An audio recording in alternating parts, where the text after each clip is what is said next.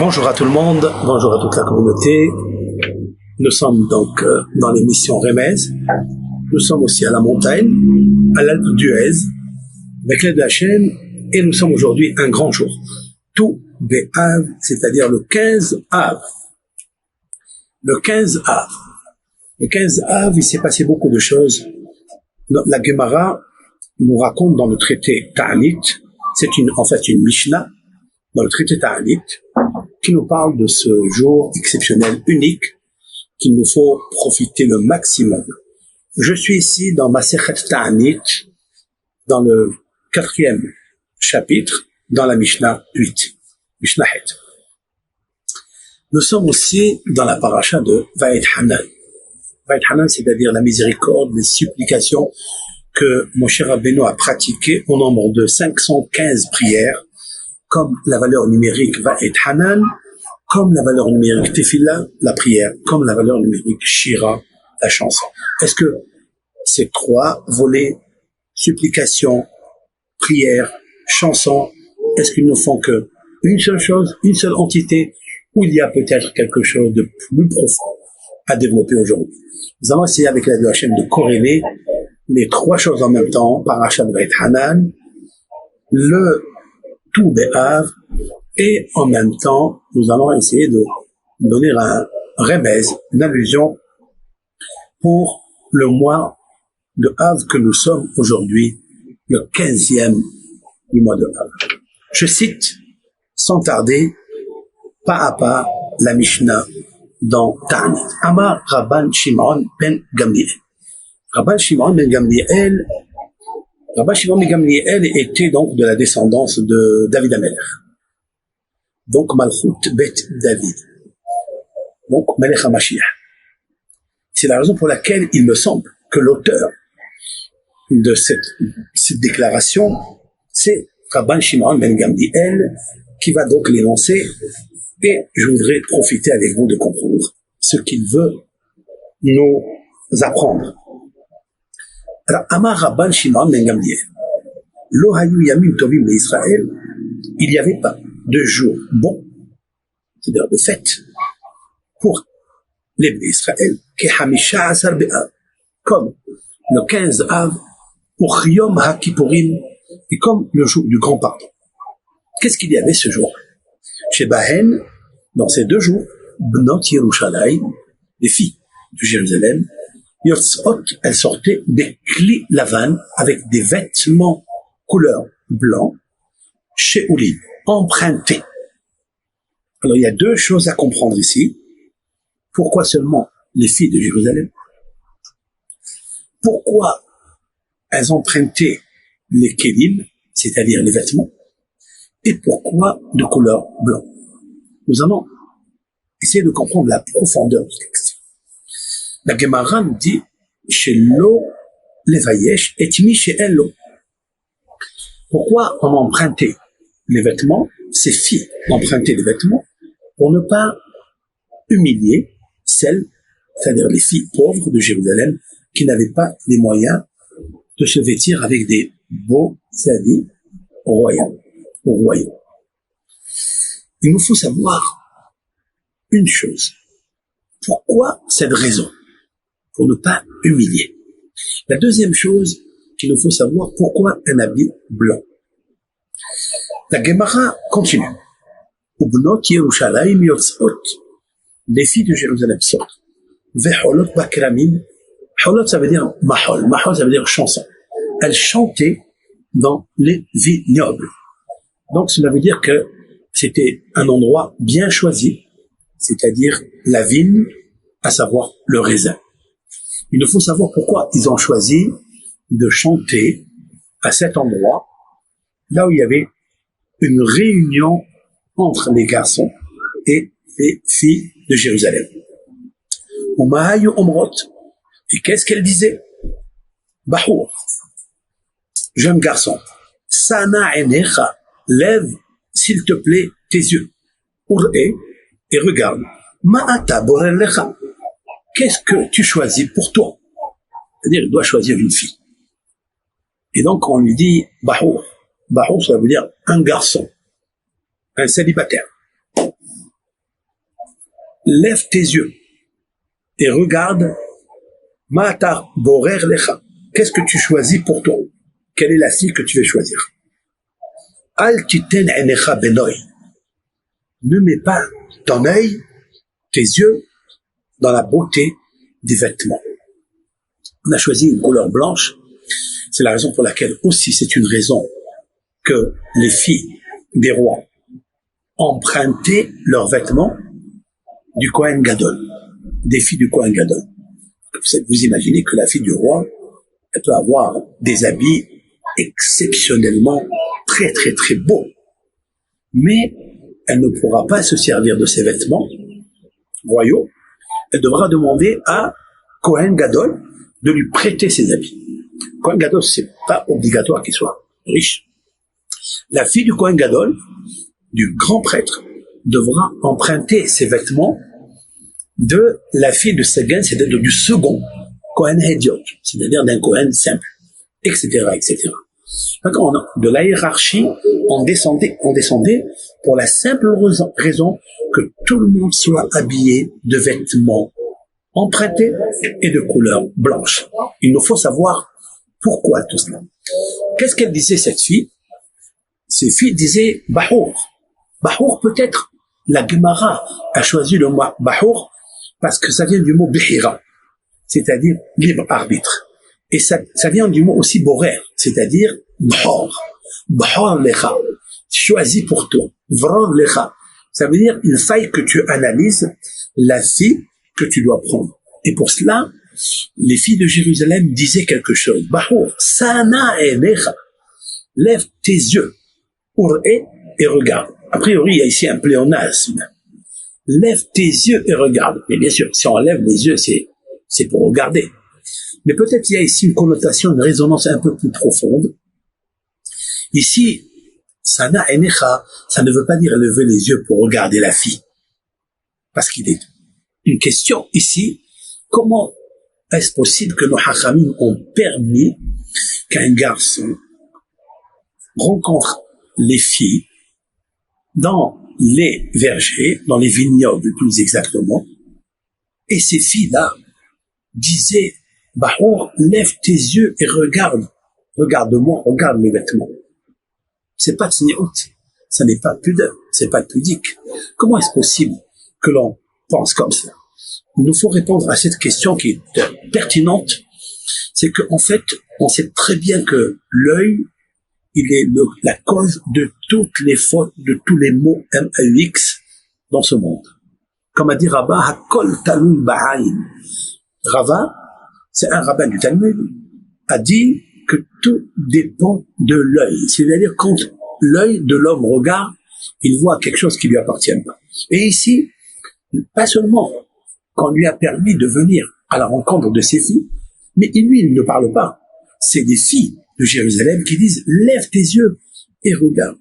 Et regarde, ne regarde pas la beauté, ne regarde pas la richesse, ne regarde pas la tenue vestimentaire, alors qu'il doit regarder quoi? Ten enecha bamishpaha.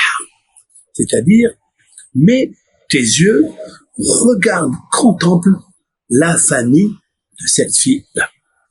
Comme il est marqué dans les proverbes du roi Salomon, Shekerahen, le mensonge et la grâce, Vehevel hayofi, la beauté et vanité, Ishaïr Atachem Yitital. La femme qui craint Dieu, c'est elle qu'il faille lui faire des éloges. Il est dit aussi, dans un autre verset, dans les psaumes, dans les proverbes, Tenula mi peri yader. On s'adresse ici à Eshet Haïl, donnez-lui à cette femme vertueuse, mi peri yadeha, des fruits de ses actions. Vihaliluha basha'ari ma'aseha, et que dans les portes des hachamim, chaque fois qu'on appelle ici le mot sha'arim, ce sont les portiques où se trouvaient les sages d'Israël. Et les sages d'Israël vont faire des éloges à cette femme vertueuse qui est arrivée à pratiquer par ses œuvres, par ses ma'asim tovim, par sa tsni'ut, par son comportement, des actions. Et ces actions donnent des bons fruits. Alors, on dit à cette femme-là, donnez-lui des bons fruits, ainsi il est dit dans le Cantique des Cantiques, Psena, sortez, Ur'ena, et regardez, Benot Sion, les filles de Sion. Donc on dit aux filles de Sion, sortez, Ur'ena, et regardez, contemplez. Meler Shlomo, regardez donc le visage du roi Salomon, mais ici on ne parle pas de Shlomo Ameler, on parle de Shlomo, c'est-à-dire Hakadosh Baruch Hu, par la couronne que sa mère lui a posée sur sa tête, Biyom Hatunato, Biyom Simchat Libo, c'est-à-dire le jour de son mariage et le jour de la joie de son cœur. Et nos sages de traduire dans cette Mishnah de Ta'anit, Biyom Hatunato, le jour de son mariage, Zon Matan Torah, c'est donc le don de la Torah, lorsque Hakadosh Baruch Hu s'est marié avec le peuple d'Israël au mont Sinaï. C'était un pacte de mariage ensemble, et la Ketouba, c'était la Torah. Ça, c'est Biyom Simchat Libo. Ça, c'est Biyom Hatunato. C'est le jour de son mariage. Et Biyom Simchat Libo, et qu'est-ce que c'est le jour de la joie de son cœur? Zé Binyan Bet Hamikdash. C'est la construction du temple, c'est-à-dire du troisième temple, Shi Bani Bimhera Biyamenu, que Hakadosh Baruch Hu va construire avec l'aide de Hachem bientôt. Que Hachem Yitbarach, il va construire bientôt. Là, tout ça, c'est les paroles de Rabban Shimon ben Gamliel. On voit de là que tout Béhav et Yom Kippourim, a priori, sont les jours les meilleurs pour le Ham Israël.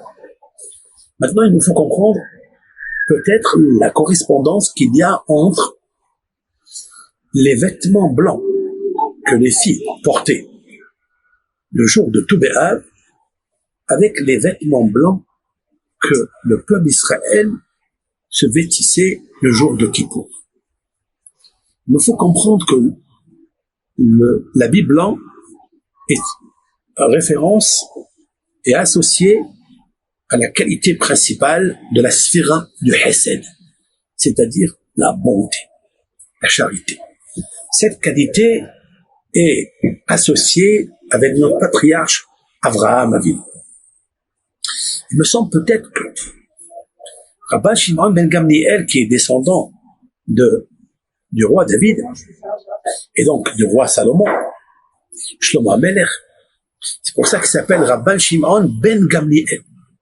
Gamliel, c'est Gimilut Hasadim.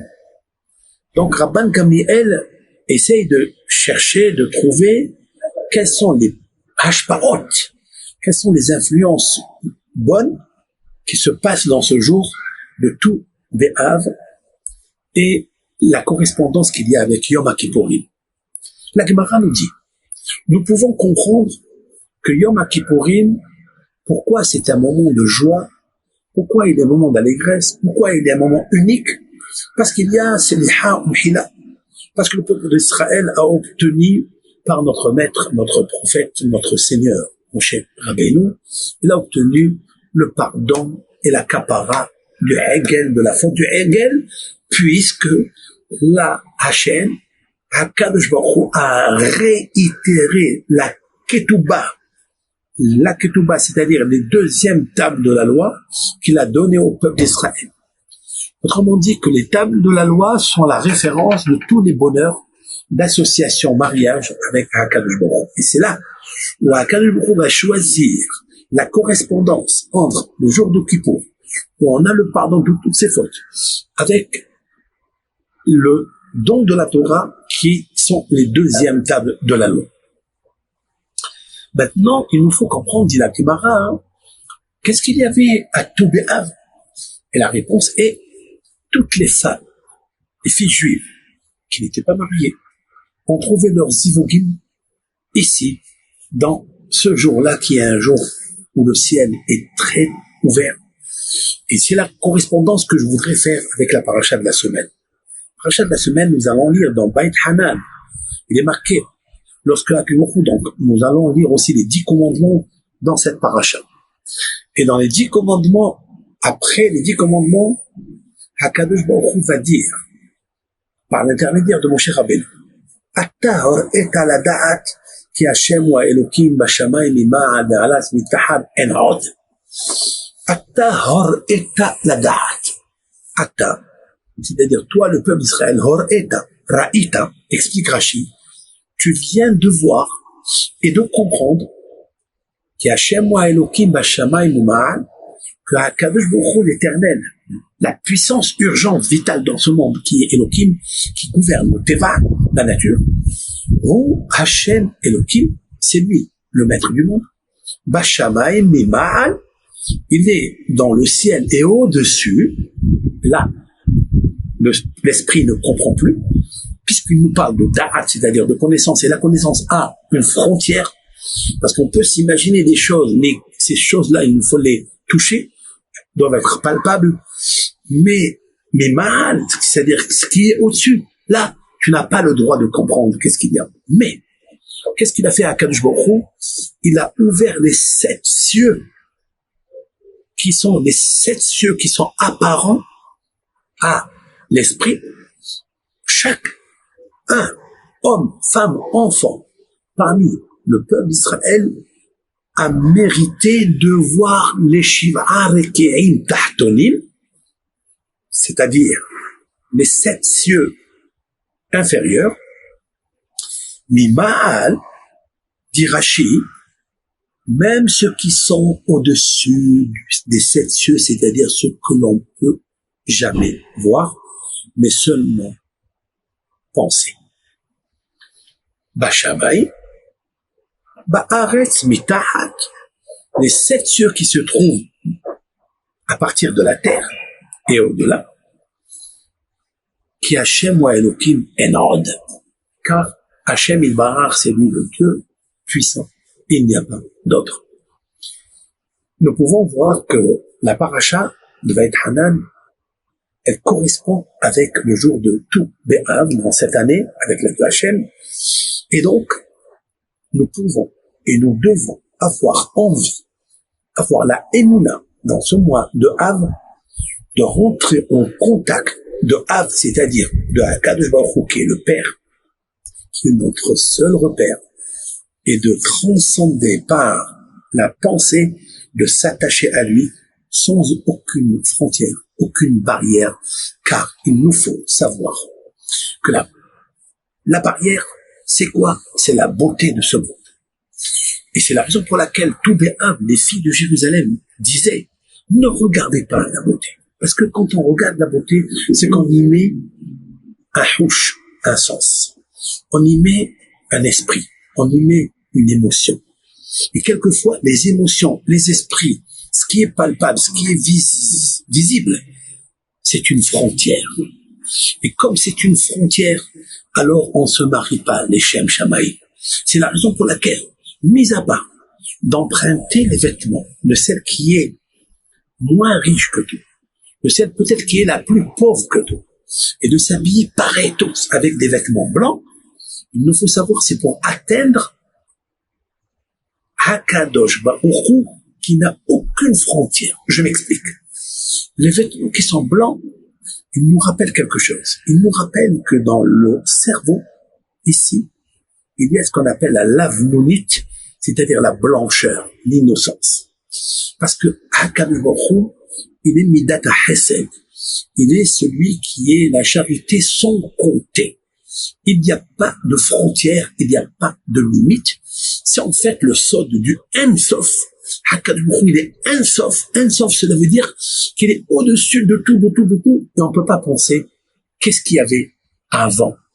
Comme il est marqué dans le texte de la Tefila, tous les matins, on lit la Petiha, c'est-à-dire l'introduction avant de rentrer à Olam HaMaaseh, c'est-à-dire le monde de la demande, ce monde, la prière, que Hachem a créé, par exemple, les luminaires, que Hachem a créé les animaux, qu'il a créé les montagnes extraordinaires, qu'il a créé l'eau, qu'il a créé tout dans ce qu'un homme a besoin dans ce monde, puis on passe à la Hamida, L'Amida où on demande à Kadosh Baruch Hu de nous donner l'intelligence, de nous accepter, de réitérer la teshuva de l'homme, de demander la refoua chez les mains. Tout cela, c'est le monde de l'action.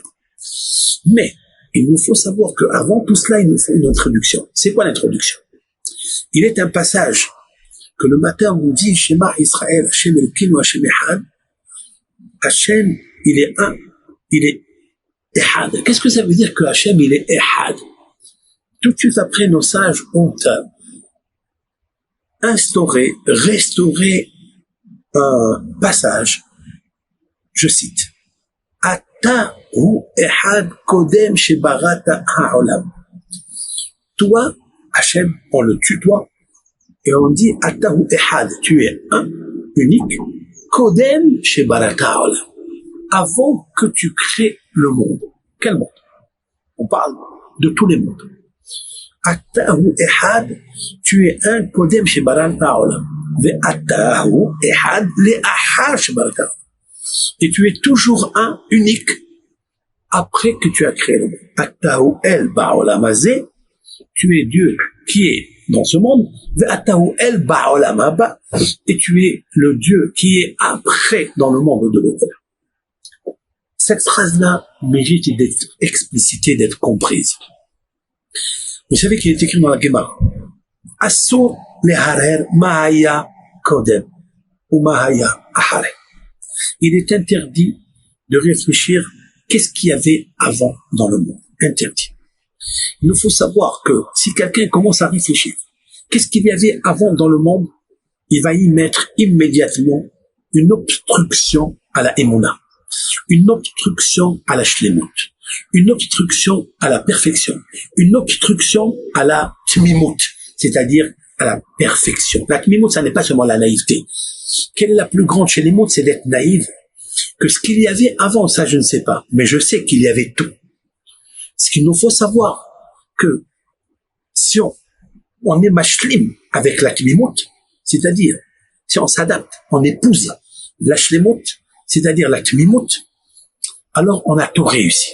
C'est la raison pour laquelle ici, après avoir perdu 2 temples, après avoir perdu le premier Beth Amikdash, après avoir perdu le deuxième Beth Amikdash, et ce deuxième Beth Amikdash, il est très très long à reconstruire.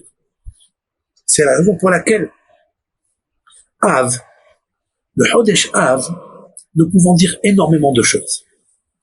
Le Aleph de Av, parce qu'il s'appelle Av, pourquoi? Av, nous avons déjà dit une raison, parce que Av, c'est Akadosh Baruch Hu, qu'il est toujours le Père. Même qu'on a construit, même qu'on a détruit à cause de nos fautes. Comme il est dit, Ba'avonotechem, ki avonotechem avdilin beni ou benechem. Vos fautes, vos péchés, c'est eux qui font une barrière, une mechitza, une frontière entre moi et vous. Donc comment casser ces barrières? Même quand on est parti en galoute, même que la Shekhinah, elle souffre énormément. C'est-à-dire qu'on ne s'imagine pas la souffrance sur laquelle Hachem il veut, mais il reste toujours le Hav. Ça, c'est la première des choses. Et il nous donne encore une possibilité de reconstruire le 3e temple. Mais pour ça, il fallait passer par la deuxième partie du mois de Hav. Autrement dit, celui qui a détruit le premier temple, c'est Nabuchodonosor, c'est la Galout Babel.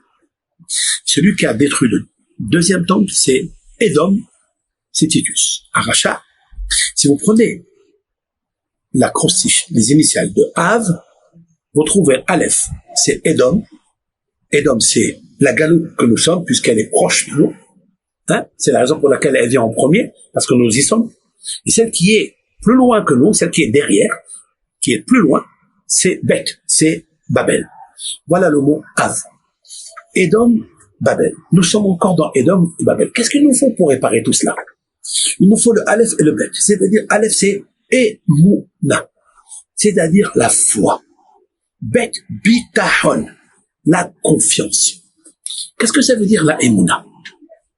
La Emouna, c'est en fait, c'est de fondre dans la divinité. C'est essayer de ne pas avoir de mehitzot. Ne pas avoir de de barrières. Toutes les barrières, normalement, elles doivent être complètement annihilées, évacuées, disparues de la mahshara. Il faille monter avec le lavan. Le lavan, c'est-à-dire la blancheur, l'innocence, c'est-à-dire tout le liquide rachidien qu'il y a ici, qui est blanc. Celui-ci est contacté avec le Lévanon. Le Lévanon étant le Bet Hamikdash Elyon. Nozlin mil Lévanon. Il est écrit dans le Cantique des Cantiques. Shlomo Amelech nous parle de la relation qu'il y a entre le Mazal, qui est le Nozel. Nozel, cela veut dire, on a l'habitude de dire, Nozel, ça veut dire qu'il se déverse du haut vers le bas. Peut-être c'est une explication qui est simple, qui est midrashique, qui est comprise. C'est ça le Mazal. Mais nous, on peut comprendre quelque chose de plus profond que cela. C'est-à-dire que, d'après le sens simple, lorsqu'on parle de Mazal, cela veut dire qu'il descend d'en haut vers le bas, on a limité le monde. On a limité nos capacités de compréhension. Nous avons limité les compréhensions sentimentales envers Akadosh Baruch Hu. Nous avons fait, autrement dit, une barrière à la Emouna. Faire une barrière à la Emouna, c'est faire une brèche dans la Emouna. Cela veut dire que tu n'as rien compris. Toi, Hachem, tu es un. Avant que tu as créé le monde, cela veut dire qu'il nous faut penser dans la tête qu'il y a eu ce qu'on appelle Réchit, c'est-à-dire le début de quelque chose, Recha de la Itiada. Cela veut dire c'est une Nekuda, c'est une tête. C'est un Big Bang de la Itiada, c'est-à-dire qu'on ne peut pas connaître. C'est cette première partie-là qu'il nous faut s'attacher. Lorsqu'on s'attache à cela, eh bien, il n'y a plus de barrière. Si cette chose-là, qui est dans notre pensée, il n'y a plus de barrière, donc on ne peut plus expliquer que le mazal, cela veut dire nozel, cela veut dire se déverser du haut vers le bas. Ça n'existe pas le haut vers le bas, c'est tout. Cela veut dire qu'on est en relation avec Akadosh Baruch Hu, et Akadosh Baruch Hu est dans tous les endroits, comme le cite le Zohar HaKadosh. J'ai cité un Zohar qui dit Lit atar panoi mine. Il n'y a pas un endroit dans ce monde, dans les autres mondes, qui est vide de la présence de Akadosh Baruch Hu. Cela veut dire, qu'est-ce que je viens de dire en simplifiant les choses? Cela veut dire, peu importe qui vous êtes, dans quelle situation vous êtes, quelle dose, quel quota intellect que vous avez, pauvre, riche, souffrant, malade, tout, il nous faut savoir la situation où vous êtes avec Akadosh Baruch Hu. Lit atar panoi mine, ça veut dire il n'y a pas d'endroit où il n'y a pas que toi. Donc il n'y a plus de barrière. Quoi cela ressemble, dit le Baal Shem Tov. Baal Shem Tov Akadosh, il a dit c'est un père qui a voulu tester est-ce que le fils l'aime. Qu'est-ce qu'il a fait? Il a créé un château. Après ce château-là, il a créé des murs, des murailles très très hautes. Et les murailles, au fur et à mesure, elles descendent vers le bas, décroissantes. Il y a des murailles qu'on peut franchir, il y a des murailles qu'on peut pas franchir. Il a dit à son fils, si vraiment tu m'aimes, viens me chercher. Viens me chercher. Le fils, il lui a dit à son père, je vais arriver. Je vais tout faire pour venir te voir. Mais le père, il est très très loin. Il y a plusieurs barrières. Mais si le fils arrive à ce château, il a tout gagné. Alors, qu'est-ce que fait le fils? Il s'efforce. Il escalade la première barrière. La deuxième, la troisième. Il arrive à la 10e. Elle est un peu plus haute. Elle est un peu plus difficile à monter. Il fait des efforts. Il a des difficultés. Il transpire. Il la monte. Mais la seconde qui vient après, déjà, il réfléchit que la 12e, ça va être plus difficile. Il va faire l'effort maximum. Il va arriver à la franchir. Mais il dit, la 12e, elle est difficile. C'est sûr et certain que la 16e, il y en a 100 à franchir. Comment je vais faire? Et là, il s'arrête. Il s'arrête, il dit, c'est impossible. Ça ne veut pas dire que j'aime pas mon père. Je l'aime. Mais c'est très difficile de le trouver. Alors en fait, il s'arrête. Et il se décourage. Il se décourage. Mais après, il a compris un sod. Il a dit, est-ce que mon père, il m'aime?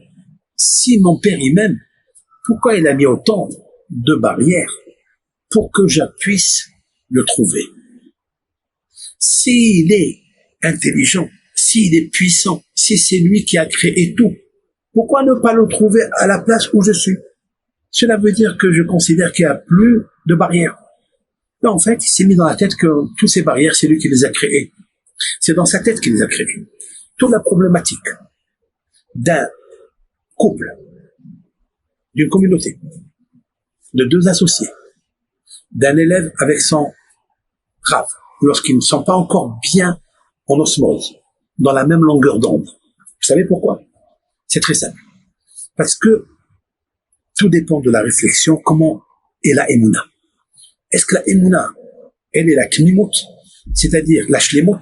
La kmimout, ça veut dire qu'il n'y a pas de barrière. Et plus un homme, une femme, elle se dit, il n'y a pas de barrière, donc je dois franchir tout. Je dois, là où je suis, je dois me connecter avec Akadosh Baruch Hu. Il y a la émouna que Akadosh Baruch Hu il existe. Le Akadosh Baruch Hu il existe dans tous les endroits. Il n'y a aucun endroit, même si le Olam Hazé, ce monde est limité, même si j'arrive dans un endroit qui est encore plus limité, où il y a la pauvreté, mais puisque Akadosh Baruch Hu est là, et Akadosh Baruch Hu, il n'y a pas plus riche que lui, Akadosh Baruch Hu, il n'y a pas plus vital que lui, il n'y a pas plus Mekor Ahayim que lui. Donc je peux trouver tout ce que je veux là où je me trouve. Et je pense que la difficulté qu'il y a entre deux êtres qui ne sont pas encore à la même longueur d'onde, c'est parce que l'un considère qu'il y a moins de barrières et que l'autre, il a autour de lui des murailles, qui n'est pas encore arrivé à annihiler dans sa tête, par la blancheur de son cerveau, par la connexion de Ensof, qui a cru qu'il existe de partout. C'est la raison pour laquelle ces filles-là, il vient Rabban Shimon ben Gamliel, qui est de la tribu de David, celui qui va donner naissance à Mashiach. Ce Mashiach, c'est quoi? Ce Mashiach, il va être au-dessus de tout. Qu'est-ce que ça veut dire au-dessus de tout? Être au-dessus de tout, cela veut dire qu'il n'y a pas de barrière. Être au-dessus de tout, c'est ce que vous écoutez maintenant. Cet avion qui est en train de voler en l'air. C'est quand vous roulez en voiture, vous avez des feux rouges.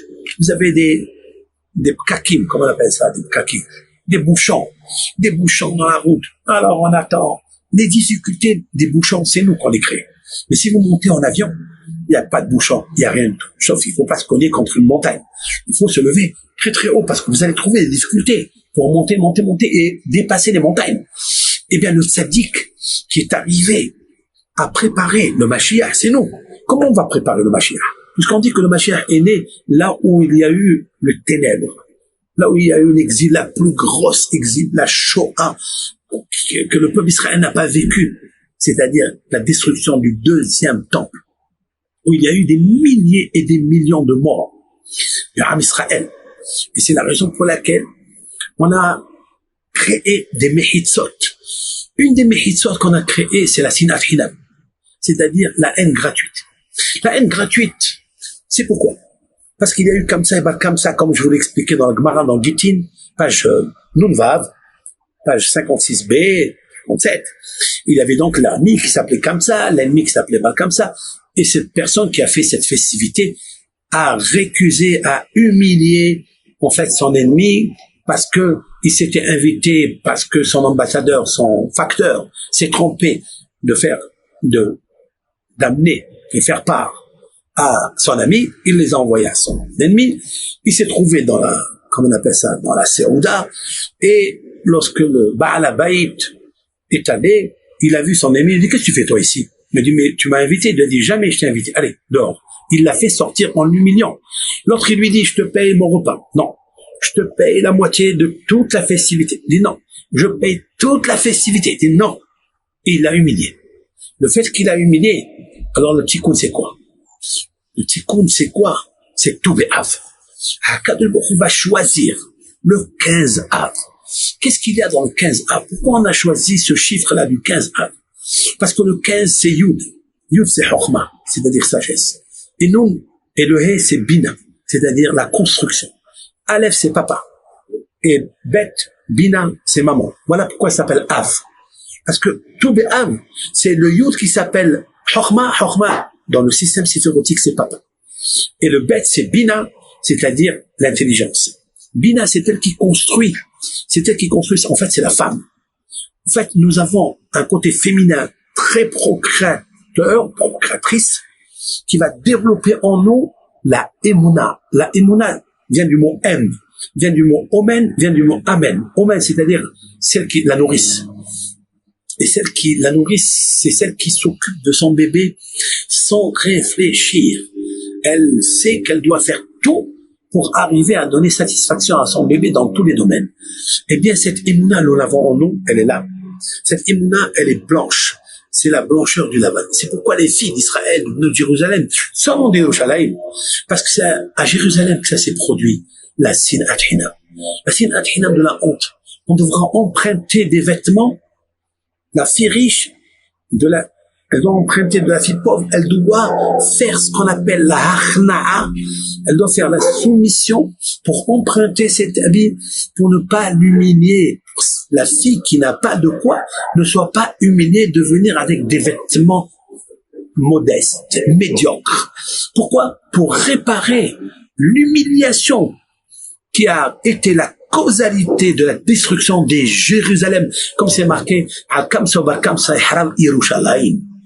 Et en fait, maintenant on comprend pourquoi les filles, elles peuvent se permettre de chanter et de dire ne regardez pas le noy, ne regardez pas les vêtements, regardez la blancheur. Qu'est-ce que ça veut dire? Cela veut dire essayer d'emprunter le liquide blanc qu'il y a dans papa, maman, c'est-à-dire la sagesse et l'intuition. Et quel est le tahlit hayidia, a dit le hacham? Tahlit hayidia hu shelo neda et hayidia. Cela veut dire que le but de la connaissance, c'est de ne pas connaître la connaissance. Alors il y a naissance et il y a reconnaissance. Cela veut dire qu'un Ben Israël ne doit pas avoir de frontières, aucune frontière. Je terminerai avec ce que dit un grand maître, un grand hacham, je vais le trouver ici dans l'ordinateur. C'est le Maor Vashamesh. Vous trouvez ça? Bon. Le Maor Vashamesh, qui est un grand hassid, a dit que, en effet, le Tov B'Av, c'est pas seulement un jour qui est exceptionnel, qui est unique, et qu'on a décidé ce jour-là d'apporter au Am Israël le réconfort. Et le réconfort passe par l'union du Mazal. Je pense qu'il y a quelque chose de plus grand que ça. Le nom de Hachem, Yud-Ke Vav-Ke, c'est le nom qui a la possibilité, Yud-Ke Vav-Ke, qui est la puissance, c'est la Kedusha, d'influence la plus élevée de tous les noms de Kedusha. Yud-Ke Vav-Ke. Vous savez que le début du mois de Av, jusqu'au 15, à part le Rosh Chodesh qui est toujours bon, c'est la raison pour laquelle il nous faut toujours, chaque Rosh Chodesh, il nous faut essayer d'extraire, de puiser les forces nécessaires, les influences nécessaires de bonheur pour s'améliorer dans la Emouna.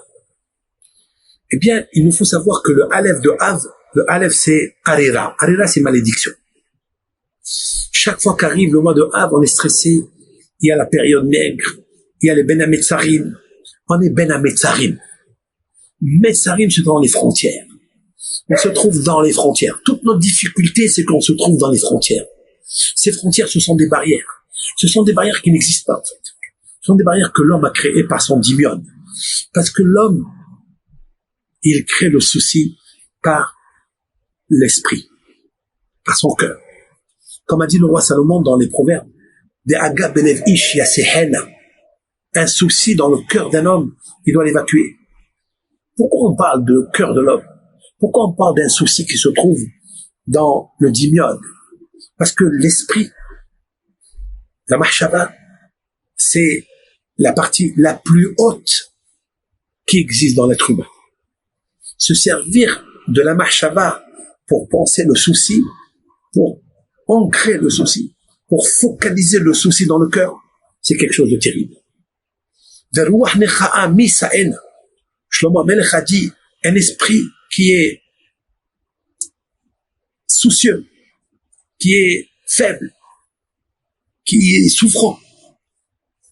Eh bien, misa'en, qui peut le porter? Pourquoi? Parce que si on utilise l'esprit pour penser à créer des barrières autour de soi, il y aura des barrières à l'infini. À l'infini. Uberuach tov Isaïna. Uberuach tov, ubedavar tov, Isamehena. Shlomo Amelech, il a dit. Alors comment évacuer cela? C'est difficile. Avec la Torah. Prends un livre. Occupe-toi avec quelque chose. Lis un livre. Davar tov, tov c'est la Torah. Parce que la Torah, elle est dans l'esprit. Parce qu'il nous faut transcender grâce à l'esprit à des niveaux que Akadosh Baruch Hu a créé, c'est-à-dire la métikout, c'est-à-dire la douceur, qu'il faille créer avec Hachem par le kesher de la Emouna. Quand je crée un kesher avec la Emouna, ça veut dire Atahu Rishon et Atahu Haron. Atahu Ehad Kodem Shebarat Haolam. Tu dois te relier avec Akadosh Baruch Hu, parce que lui, Akadosh Baruch Hu, il a un point qu'on ne peut pas atteindre. C'est ce point qu'il faut s'attacher. Et quand tu vas là-bas, il n'y a plus de mechizot. Il n'y a plus de tzimtzum. Il n'y a plus de restrictions. Il n'y a plus de difficultés. Les difficultés, nous les avons créées. Le souci n'existe pas, en fait. Comme a dit le Pleo Haetz. Il a dit, Ha'avar, Aïn. Le Pleo Haetz, Rabbi Eliezer Papo a dit dans son livre, Pleo Haetz, que Ha'avar, c'est-à-dire le passé, Aïn, il n'est plus là. Il n'existe plus. Comment de penser? Si tu penses à ce que tu as eu dans le passé, tu vas souffrir en plus. Ve'ha'atid, le futur. Adaïn n'est pas encore arrivé. Pourquoi tu vas penser? Pourquoi tu vas te soucier? Alors, Ha'hové, dit que le présent, il est là, devant toi. Le présent est là.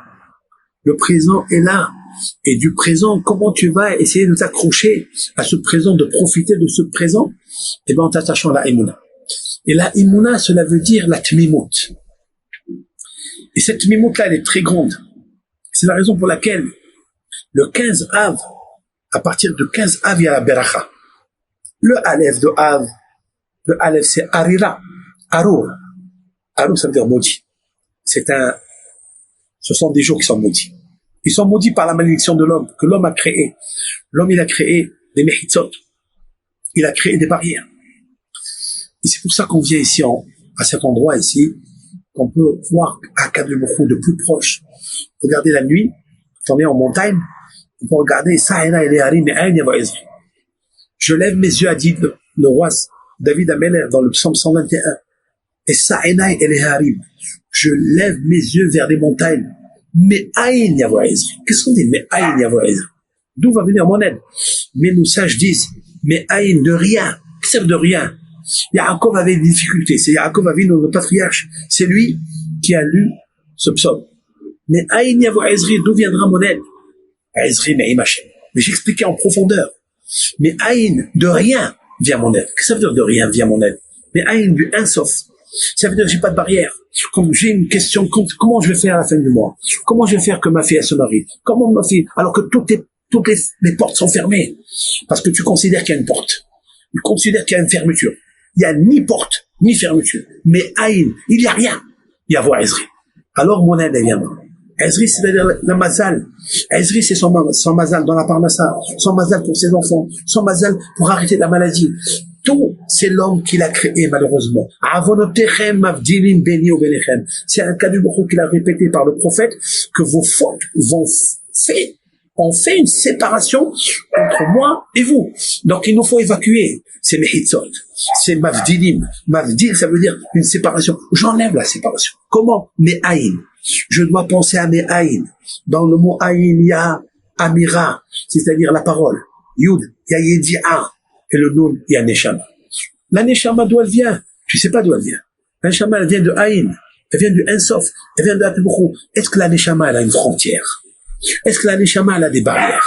Lorsque la Neshama, elle veut quitter le corps, maintenant, en étant vivant, en étant lucide, dans ce monde, elle peut quitter le corps complètement et aller transcender dans des mondes où elle a des vaisseaux spatiaux qui ont été la source de sa naissance, c'est-à-dire la Torah, les lettres de la Torah.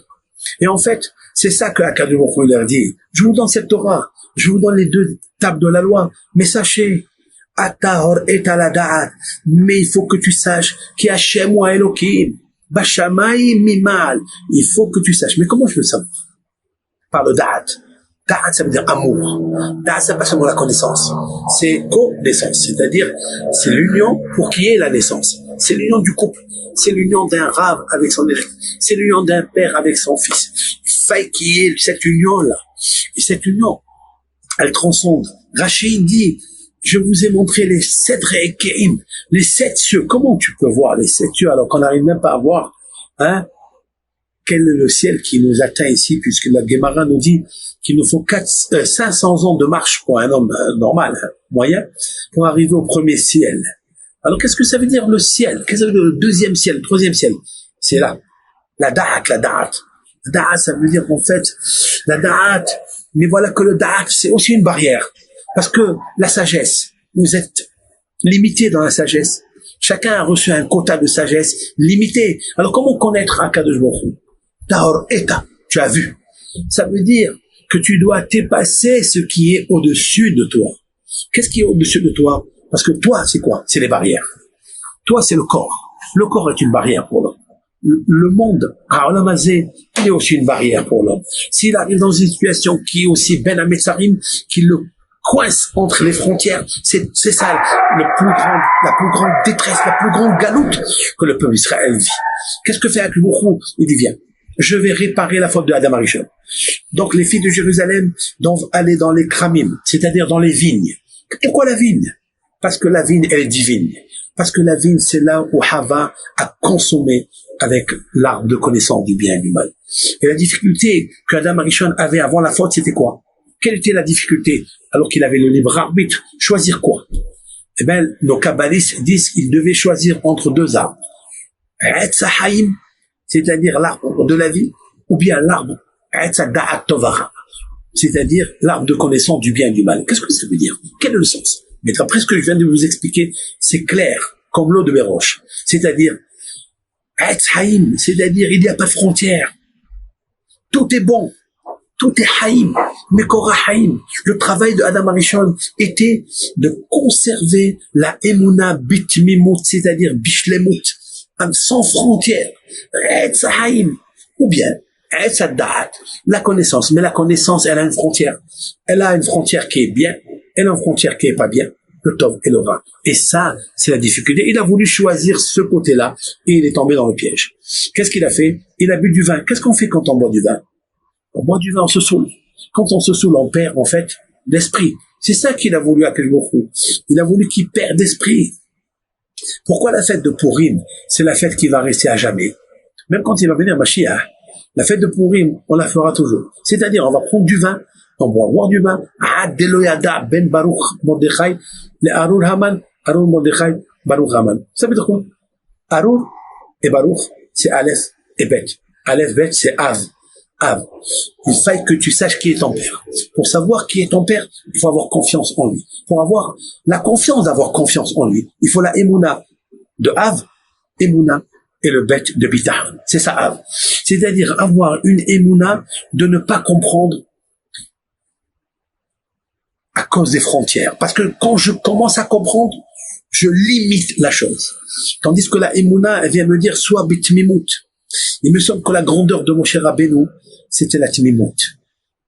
À mon avis, quand la Torah elle a parlé de la qualité de la modestie de Moshe Rabbeinu, dans Parashat Be'alotra, dans Bamidbar, il est marqué Ve'aish Moshe Anav Me'od Mikol Adam Asher Apene Adama, et Moshe était le plus âme de tous les êtres humains. Pourquoi la Torah elle a parlé de Anava? Il me semble que le sens de la Anava, Rachid dit Savlan. Il est modeste, il est humble et il est patient. Il me semble que être patient, pourquoi nous on n'est pas patient? Parce qu'il y a des limites. Parce qu'il y a des limites. D'ailleurs, on le dit d'ailleurs. Ah, je suis patient, mais il y a des limites. Quand il y a notre fils, le Rav dit à son élève, je suis patient, mais il y a des limites. Mais chez Moshe Rabbeinu, il n'y avait pas de limites.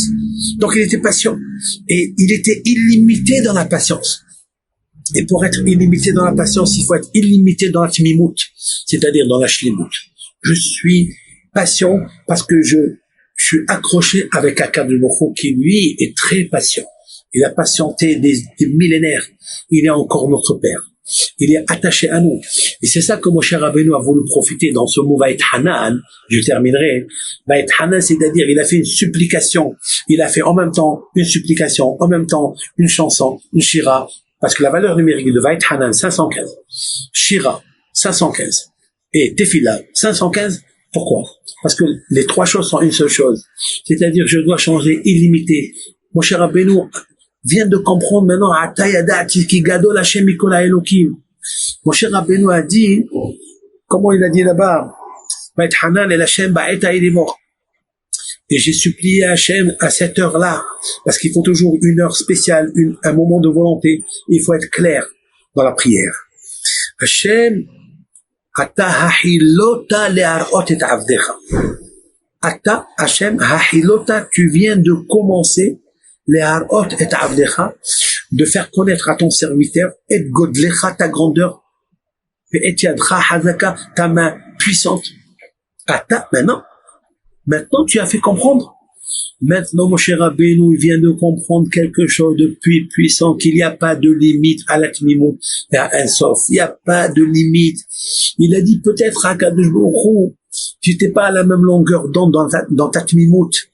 Et plus Moshe Rabbeinu était accroché à la shlemut, c'est-à-dire à la tmimout, qui a un sof, il n'y avait pas de barrière. La seule barrière qu'il a créée, c'est en frappant, parce qu'il n'a pas écouté à Kadosh Baruch Hu. Akadosh Baruch Hu lui a dit de parler au rocher, et lui il a frappé le rocher. Quand tu frappes le rocher, ça veut dire que tu as limité la émouna de la shlemut, de la tmimout en Akadosh Baruch Hu. Et maintenant, pour réparer ça, il a dit, je ne vais pas faire une prière, 2, 3, 4, je vais faire comme la valeur numérique du mot shira.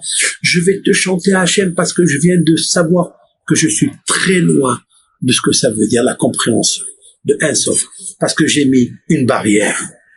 Et il ne faut pas mettre les barrières. C'est la raison pour laquelle peut-être ces filles, elles chantaient.